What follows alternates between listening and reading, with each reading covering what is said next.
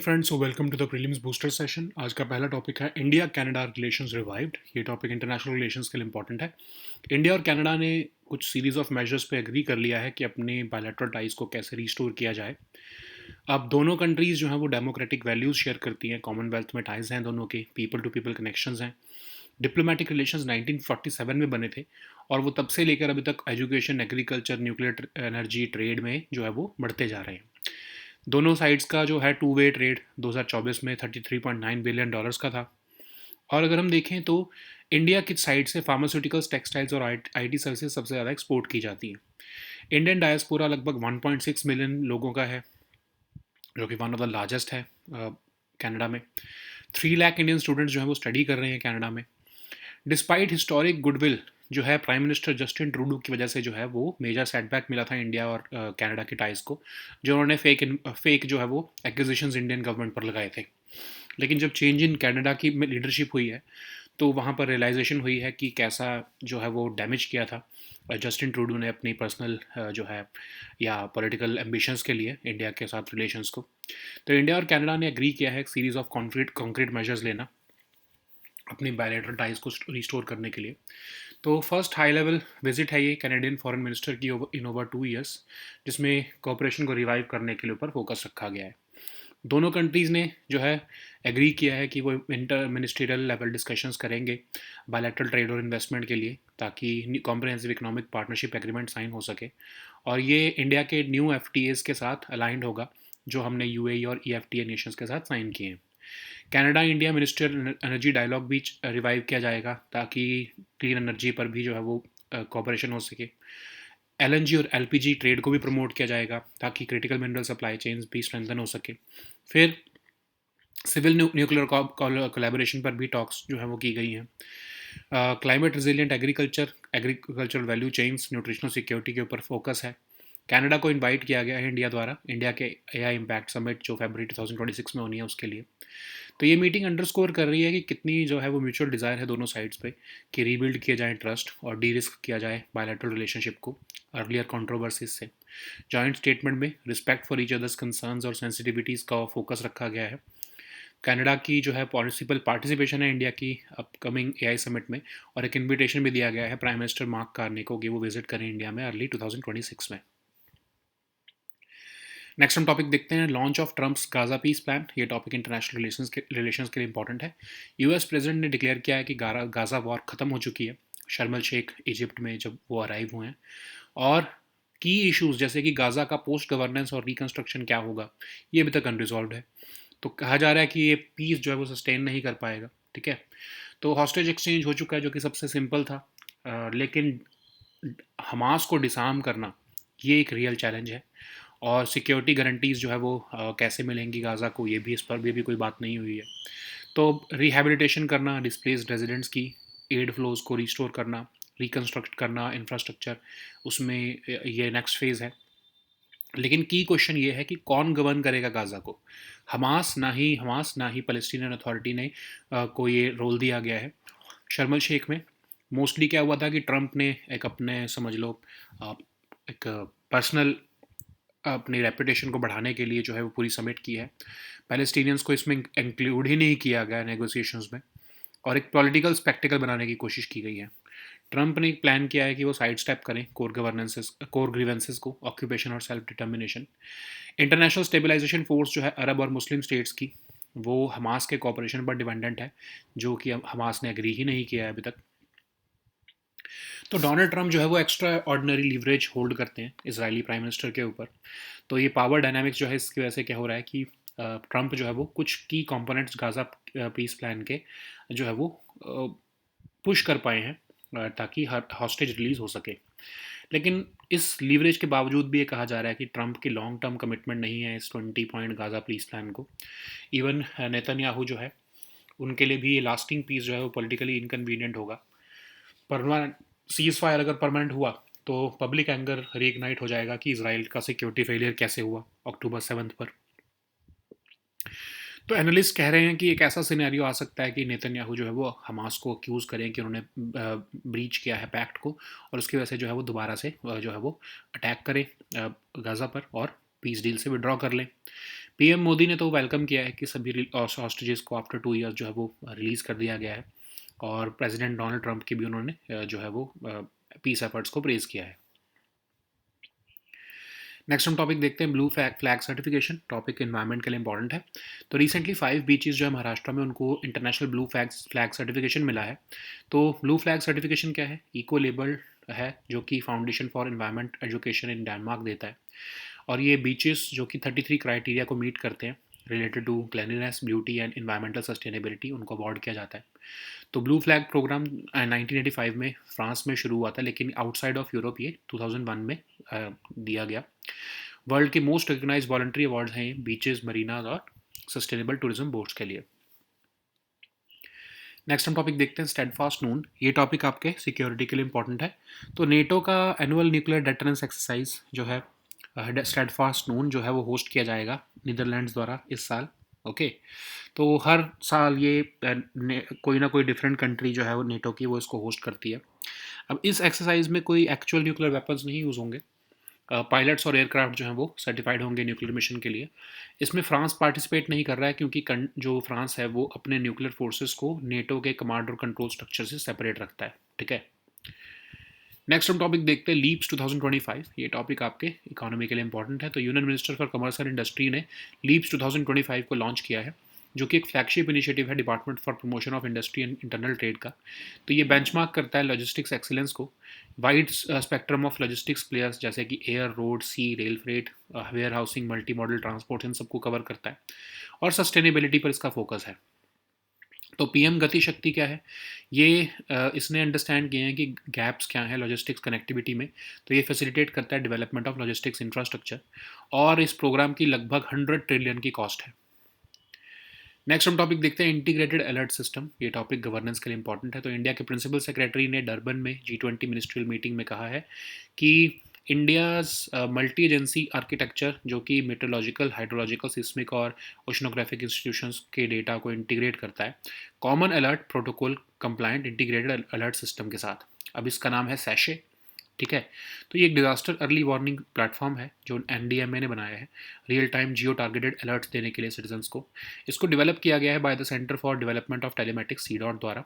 तो ये इंटीग्रेट करता है मल्टीपल स्टेक होल्डर्स को, ताकि कम्युनिकेशन गैप्स ब्रिज हो सकें और एम्प्लॉय हो सके multiple technologies including SMS, cell broadcast, mobile app, TV, radio, social media. तो ये वेरियस डिजास्टर और इमरजेंसी रिलेटेड अलर्ट्स जो है वो थ्रू SMS जो है मोबाइल्स ऑफ सिटीजन्स को देता है ये in a particular geo targeted area. तो करंट लोकेशन के हिसाब से उनको अलर्ट्स मिल पाते हैं यूजर्स को, और वार्निंग्स भी देता है ऑथराइज गवर्नमेंट सोर्सेज द्वारा। ओके, नेक्स्ट हम टॉपिक देखते हैं number of births and deaths in India. Topic governance के लिए इंपॉर्टेंट है। तो इंडिया ने 2.52 करोड़ बर्थ्स 2023 में रजिस्टर किए हैं, जो कि 2.32 लाख फ्यूअर देन इन 2022 है। तो वाइटल स्टैटिस्टिक्स ऑफ इंडिया, जो कि सिविल रजिस्ट्रेशन सिस्टम रिपोर्ट में आते हैं, उसके बेसिस पर ये रिपोर्ट दी गई है। तो इंडिया ने जो है ये रिपोर्ट कंपाइल की गई है रजिस्ट्रार जनरल ऑफ इंडिया द्वारा, जिसमें कहा गया कि 86.6 लाख डेथ्स जो है वो रजिस्टर हुई हैं 2023 में। कोई मेजर स्पाइक नहीं था डेथ्स में 2022 और 2023 में, लेकिन 21 में बहुत ज़्यादा डेथ्स हुई थी, जो कि सेकेंड वेव ऑफ कोविड के टाइम था। झारखंड ने lowest sex ratio at birth record की है, फॉलोड बाय बिहार, और हाईएस्ट सेक्स रेशियो जो है वो अरुणाचल प्रदेश में रिकॉर्ड की गई है। Okay, so now let us see all these topics in English. The first topic is India-Canada relations revived. This topic is important for your international relations. So India and Canada have agreed on a series of measures to restore bilateral ties, and both sides have been sharing a long-standing relationship built on shared democratic values, Commonwealth ties, and people-to-people connections. Diplomatic relations were established in 1947, and they have spanned over education, agriculture, nuclear energy, and trade. Bilateral trade between the two sides have grown steadily. In 2024, two-way trade stood at about $33.9 billion, with Canada's merchandise export to India valued at $5.3 billion. Uh, India imports Canadian commodities like fertilizers, pulses, energy products, while exporting pharmaceuticals, textiles, and IT services. Indian diaspora in Canada, which numbers over 1.6 million, represents one of the largest and most influential immigrant communities. Educational partnerships are also strong, with over 3 lakh Indian students studying in Canada. Despite historic goodwill, ties suffered a major setback in 2023 due to Prime Minister Justin Trudeau's narrow political outlook towards India and his domestic politics. However, with the change in Canada's leadership under Prime Minister Carney, both sides have sought to move forward. Okay. India and Canada have agreed to on a series of concrete measures to restore and strengthen bilateral ties. This was the first high-level visit by a Canadian foreign minister in over 2 years, focusing on reviving cooperation across multiple sectors. Both sides have agreed to a restart ministerial level discussions on bilateral trade and investment with a view to framing a new comprehensive economic partnership agreement. The plan also aims to replace earlier stalled negotiations and align with India's newer FTAs signed with partners like UAE and EFTA nations. Canada India ministerial dialogue has been revived to deepen cooperation in clean energy, including green hydrogen, carbon capture technologies, biofuels, and electric mobility. Two sides have also agreed to promote LNG and LPG trade and strengthen critical mineral supply chains. Talks will also continue on civil nuclear collaboration. Both sides have also committed to enhancing cooperation in climate resilient agriculture, agricultural value chains, and nutritional security. Canada was recently invited to participate in India's AI Impact Summit also in which will be held in February 2026. So this meeting underscores the mutual desire to rebuild trust and de-risk the bilateral relationship from the fallout of earlier controversies. Joint statement also highlighted the respect for each other's concerns and sensitivities, which is a acknowledgement of India's stance on Khalistan-related extremism on Canadian soil. Leaders also discussed Canada's possible participation in India's upcoming AI summit and an invitation for Prime Minister Carney's visit to India in early 2026.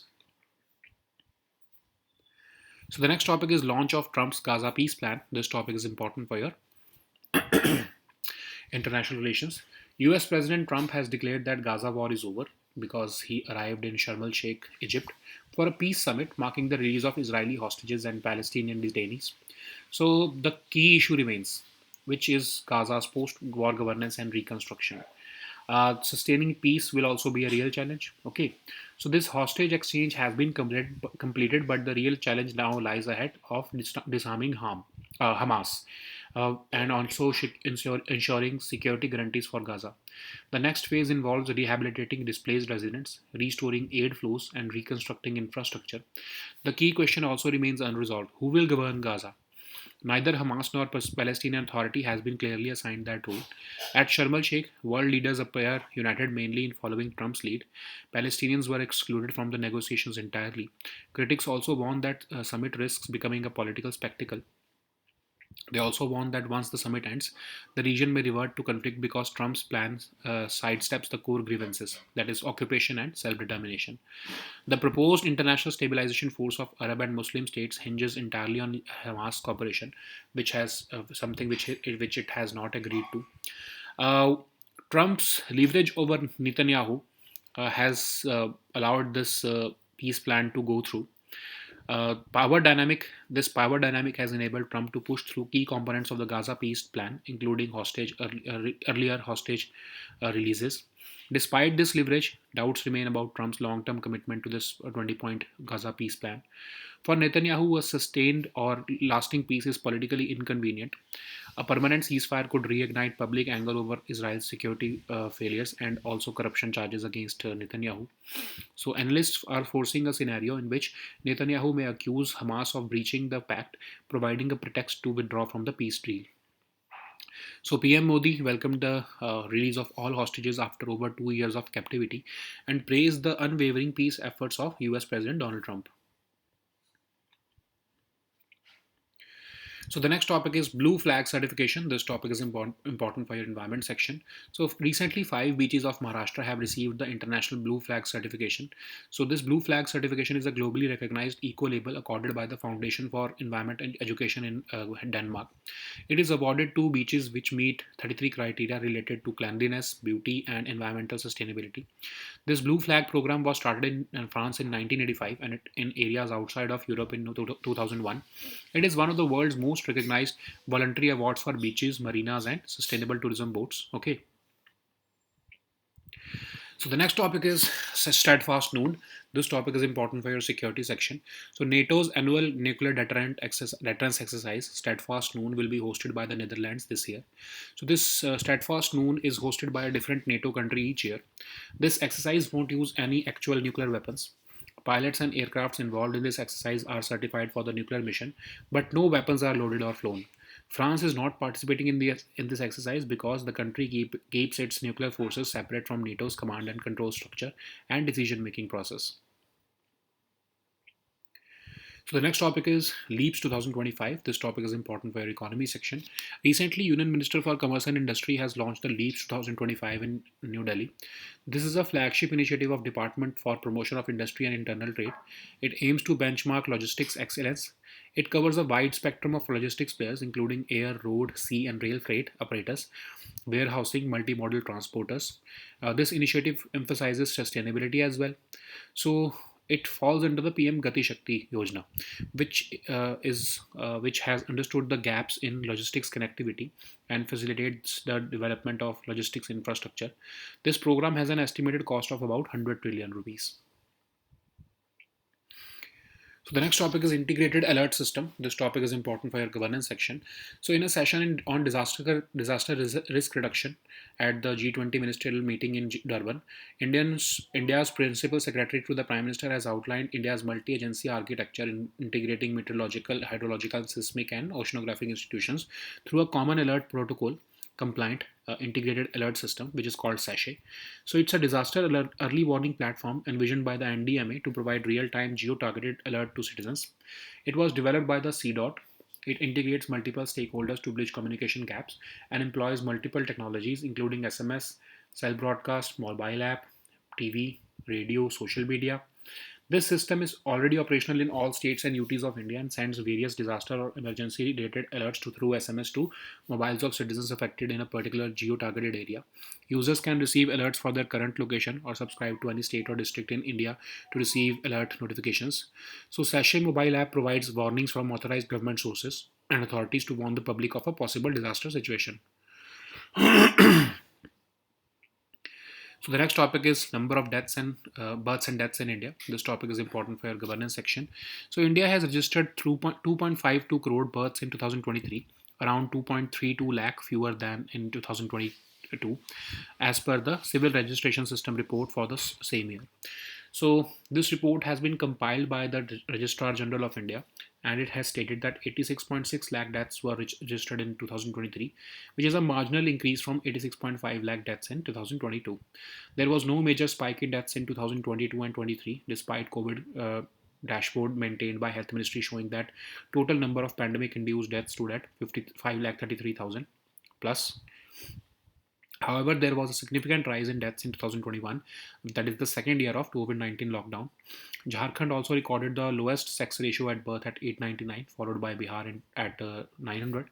The highest sex ratio was reported by Arunachal Pradesh at 1085, okay, followed by Nagaland, Goa, Ladakh, and Tripura, and Kerala. Okay, so these were our topics for today. We'll meet next time with new topics. Until then, goodbye and take care.